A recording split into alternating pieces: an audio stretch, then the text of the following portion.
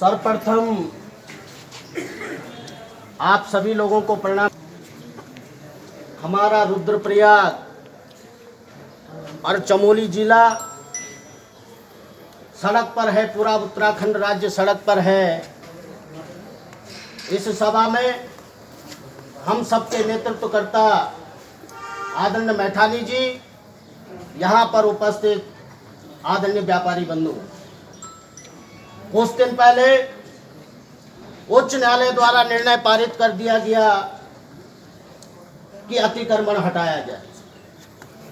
अतिक्रमण के नाम पर हमारा उत्तराखंड राज्य का जो पहाड़ी क्षेत्र है, जहां लोग वर्षों वर्षों से, चाहे वह सिविल भूमि हो, चाहे वो फॉरेस्ट भूमि हो, और 2023 में ये कह दिया जाता है कि आप अतिक्रमण आपने किया है।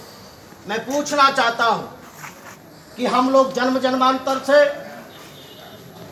इन पहाड़ों में बसे हुए हैं, और याद कीजिए, कल्पना कीजिए कि जब हम लोग इन पहाड़ों में बसे होंगे तब अतिक्रमण नाम का कोई शब्द नहीं था। लेकिन आज अतिक्रमण के नाम पर उत्तराखंड की मूल अवधारणा, उत्तराखंड राज्य का जो अभिप्राय पहाड़ है, उसको समाप्त करने का प्रयास किया जा रहा है, जिसे हम लोग स्वीकार नहीं करेंगे। किसी भी स्तर पर इस बात को स्वीकार नहीं किया जाएगा। आदरणीय व्यापारी बंधुओं, हम लोगों ने अपनी वर्षों वर्षों की पूंजी से, चाहे वो हमारा ऊखी मठ का बाजार हो, चाहे वो घनसाली का बाजार हो, चाहे वो हमारे सीमांत धारचूला, मुंशियारी, मोरी नेटवाड़ का क्षेत्र हो, हम लोगों ने वर्षों वर्षों की पूंजी से यहाँ पर अपने बसावटें बसाई हैं, अपने प्रतिष्ठान बनाए हैं। और विशेषकर मैं ये कहना चाहता हूँ कि देश और दुनिया के अंदर उत्तराखंड राज्य में अगर किसी जगह का कोई महत्व है तो हमारे रुद्रप्रयाग और चमोली जनपदों का महत्व देश और दुनिया में। हमको अतिक्रमण के नाम पर हमको बेरोजगार किया जा रहा है, और मैं तो सरकारों से निवेदन करता हूं कि पलायन की स्थिति उत्तराखंड में भयावह है, बेरोजगारी की स्थिति चरम सीमा पर है। आइए आप प्रोजेक्ट में लीडरशिप करें, हमारे पहाड़ों को आप परियोजनाओं की राजनीति से जोड़े, परियोजनाओं के विकास से जोड़े। लेकिन अगर आप हमारे व्यापारियों के छोटे छोटे प्रतिष्ठानों को ध्वस्त कर रहे हैं और उसके बाद अगर आप उत्तराखंड को उत्कर्ष और विकास की कल्पना करते हैं, तो ये उत्तराखंड राज्य की मूल अवधारणा पहाड़ के साथ अन्याय है। मेरा आप सब लोगों से निवेदन है कि ये समस्या किसी एक जिले की नहीं है। ये पहाड़ का अस्तित्व कैसे बचना चाहिए, पहाड़ के सम्मान और सम्मान की रक्षा कैसे होनी चाहिए, यहाँ के बेरोजगार, यहाँ के व्यवसायियों के प्रति सरकार का कैसा रवैया होना चाहिए, इस पर सरकारों को विचार करना चाहिए। मेरे आदरणीय व्यापारी बंधुओं, मैं आप सब लोगों से निवेदन करना चाहता हूँ कि आप एकता के स्वर में, मैं भी बाजार में देख रहा था कि कुछ लोगों के प्रतिष्ठान खुल रहे हैं। मैं बहुत साफ तौर पर कह रहा हूँ कि पहले घनसाली में भी इसी तरह से राजनीति हुई, लेकिन हमने तमाम राजनीतिक दलों से और तमाम सामाजिक संगठनों से निवेदन किया कि ये उत्तराखंड राज्य का प्रश्न है, ये हमारे पहाड़ का प्रश्न है। हम पहाड़ को उजड़ने नहीं देंगे, हम पहाड़ को ध्वस्तीकरण नहीं होने देंगे। आइए अब सब लोग एक मंच पर आए, और जब सब लोग व्यापारी एक मंच पर आए तो आज देखिए अतिक्रमण रुक गया। ये अतिक्रमण ऐसा नहीं कि किसी पशुओं के लिए बना हुआ, सरकारें पशुओं के लिए नहीं है, हम सब के लिए। लेकिन सरकार को चाहिए कि आप जहां सितारगंज का आप उदाहरण लीजिए, बंगालियों को मालिकाना हक दिया जा रहा, आप देहरादून, उधम सिंह नगर और नैनीताल से पहाड़ की कल्पना कर रहे हैं।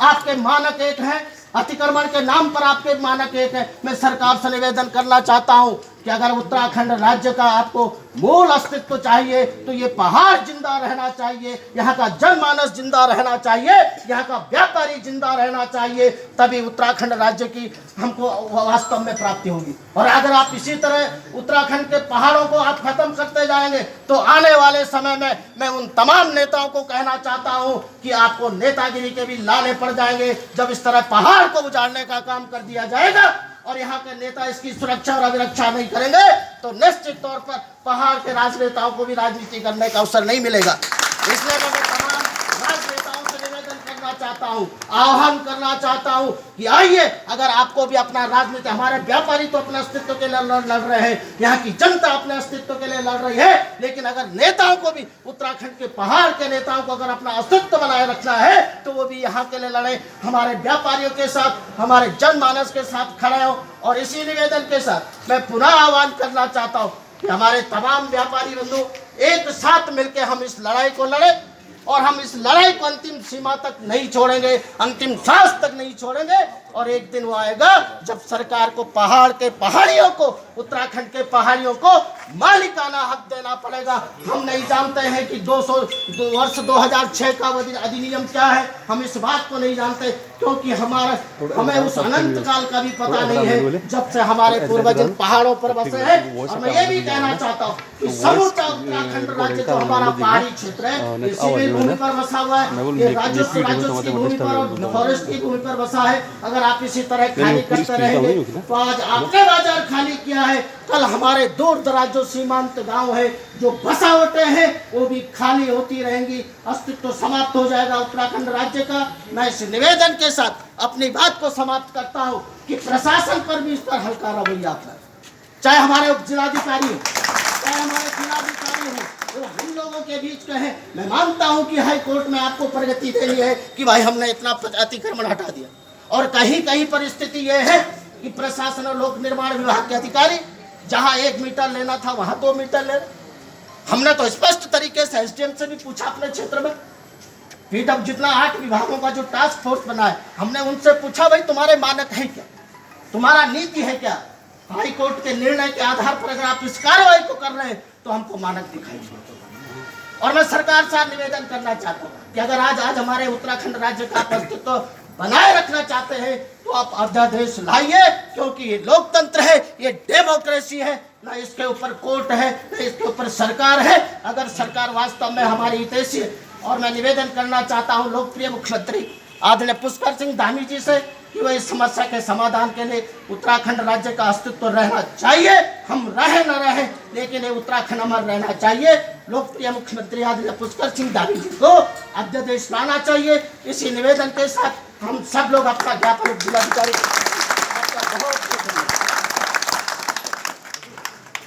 यहाँ पर उपस्थित व्यापार संघ के अध्यक्ष महेंद्र मैठाणी जी, पूर्व विधायक जी, मकू ग्राम सभा के प्रधान श्री विजयपाल नेगी जी, और सभी तमाम व्यापारी संघ के जितने भी लोग हैं, मैं आपको बहुत बहुत धन्यवाद देता हूँ कि आप यहाँ पे सभी लोग एकजुट हुए अपने मौलिक अधिकारों के लिए।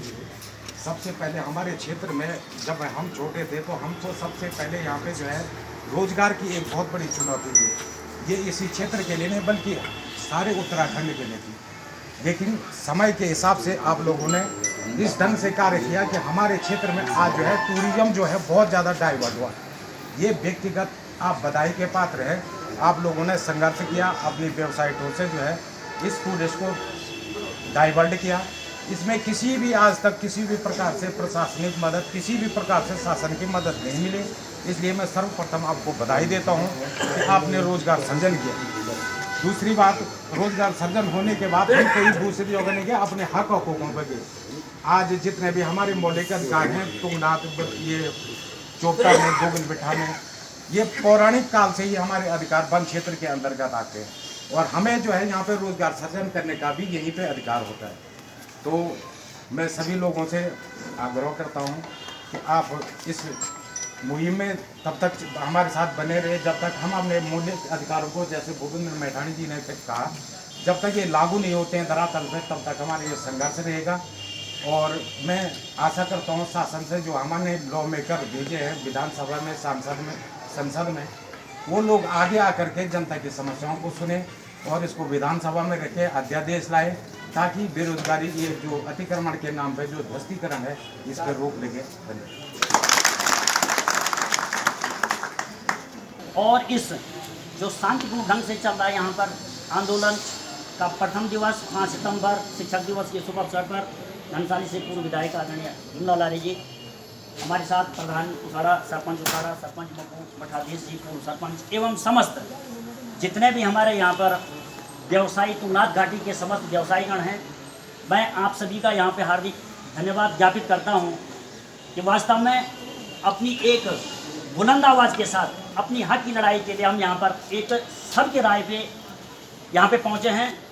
और यहाँ पे हमसे पूर्व के वक्ताओं ने भी अपनी बात प्रमुखता से रखी है। बहुत लंबे पैटर्न में मैं नहीं चलूँगा, लेकिन ज़रूर 2-4 शब्द मैं ये कहूँगा कि यहाँ पर आकर के जो हमारा जो मीडिया तंत्र है, जितने भी हमारे इस धरातल पे यहाँ पे इस प्रांगण में बैठे हुए हैं, इसमें से 90% शिक्षित और प्रशिक्षित बेरोजगार बैठे हैं। सरकार को तो सबसे पहले, जितने हमारी पूर्व सरकार हो चाहे वर्तमान सरकार हो, हमारी इन बेरोजगारों की पीड़ा तो समझनी ही पड़ेगी। वर्तमान में हम जानते हैं इस चीज़ को और कार्यकर्ता भी रहे हैं। सरकार को बनाने में, अपने क्षेत्र के विधायक को बनाने में, सरकार को बना हम लोगों ने बहुत बड़ा योगदान दिया है। मकूब पाप जो बूथ से हमारे समस्त कार्यकर्ता जानते हैं, 465 से ऊपर जो है वोट सरकार को पड़ा है। उसके अलावा हमारा पाप वारजाना का जो क्षेत्र है उसका जो है उसमें आंकड़ा नहीं है, उसका हमारा क्या बोलता हूँ उसको गागरदार में है। तो निश्चित ही हम लोग जो है एक लोकतंत्र के अंतर्गत हैं और ये लड़ाई अभी हमारी बिल्कुल अपनी हक की लड़ाई है। और अभी कहा भी गया है जल, जंगल और ज़मीन से जुड़ा हुआ मुद्दा है। और मैं तो खासकर ग्राम प्रधान के नाते इस तहसील प्रांगण में निश्चित ही हमारे जो है 4 साल पूरे हो गए हैं, कोई तहसील दिवस और कोई बीडीसी बैठक ऐसी नहीं है जो कि हम ऊपर के मामले में चिल्लाते नहीं हैं। लेकिन क्या करें, जब हमारी मांगें और सार्वजनिक मांगें जो है उस जहाँ पर जो है गवर्नमेंट आज जो है पूरा बोलने में सिर्फ जो है अपना जो है झुका रही है कि भाई हम जो है पर्यटन हब बनाएंगे। और यहाँ तक हमारे माननीय पर्यटन मंत्री हमारे ही क्षेत्र में जो है एक विशाल जो है भव्य होटल का भी उद्घाटन कर सकते हैं। और निश्चित ही उसमें हमने भी बहुत अच्छा जो है सहयोग दिया है। और हमारी भी एक उस समय पीड़ा थी कि वास्तव में हमारे ये जो बेरोजगार लोग हैं, जो हमारे बेरोजगार भाई बहन यहाँ पे अपना जो है छोटी छोटी जो आजीविका चलाने के लिए टेंट, ढाबा, होटल आदि को जो है 1-2 जून की रोटी अपने परिवार के पालन पोषण के लिए जो है बढ़ा रहे हैं। तो उसमें निश्चित ही उस दिन हमारी ये वार्ता हुई थी कि आप अपने माध्यम से सरकार में हमारे जो है इन बेरोजगारों की बात रखेंगे। और हमें पूरा विश्वास है, अभी भी दावे के साथ हम कह रहे हैं कि हमें पूरा विश्वास है कि हमारे जितने भी शिक्षित बेरोजगार जो है पलायन को रोके हुए हैं। कोरोना का उदाहरण यहाँ पर है, कोरोना का उदाहरण 2019 से है, लेकिन उससे पहले भी हमारे जो पूर्व के, जैसे हमारे दादाजी की उम्र जो है 86 साल तक रहे, वो भी उन्होंने भी वहाँ पर जो है अपनी आजीविका चलाई है। उसके बाद हमारे पिताजी की उम्र जो है 76 साल हो गई है, वो भी जो है उसी राह पे रहे हैं। आज हमारे भाई सारे बेरोजगारी 90% जो है बेरोजगारी की राह पे हैं। तो लोग कोई घोड़ा खच्चर से, कोई जो है डंडी कंडी से, कोई जो है अपना जो है अलग अलग व्यवसाय के तरीके से अपने आजीविका अर्जन कर रहे हैं। तो निश्चित ही इस पर सरकार को एक गंभीरता से मनन करना है। और मेरा समस्त माननीयों से निवेदन होगा कि विभिन्न मंचों के माध्यम से हमारे इन बेरोजगारों की जो है बात को सुने, जो इनके दिल से और आंखों से जो खून के आंसू जो है बह रहे हैं और सड़कों पे उतरे हैं। तो इस प्रकार की कोई बातें आगे नहीं आएंगी और हम एक शालीनता ढंग से जो है अपना कार्यक्रम आगे बढ़ा रहे हैं। और आने वाला वक्त यदि हमारी जो जंगल जो अब तक यहाँ देख रहे होंगे, जो हमारे नारे हैं अपने हक की लड़ाई के लिए, किसी जो है पार्टी पॉलिटिक्स के लिए नहीं, तो निश्चित ही उसमें अगर 1% भी अगर ढिलाई होगी तो हमारा जो है पूरी जो है तुंगनाथ घाटी जो है एक परिवार के जो है सदस्य यहाँ पे जो है जिसको वजह बोलते हैं वो आएंगे और अपने हक की लड़ाई के लिए आगे आएंगे। क्योंकि समय कम है, जिलाधिकारी महोदय जी ने भी यहाँ पर जो है अपनी जो है अनिवार्य बैठक में जाना है, लिया जाए। अभी शुरुआत है, लेकिन मैं भरोसा दिलाता हूँ आप लोगों को, इस कार्यक्रम में जब तक हमको जो है एक उपलब्धि हासिल नहीं होती है तब तक मैं भी व्यक्तिगत रूप से जो है पीछे हटने के लिए तैयार नहीं हूँ। जय हिंद, जय भारत।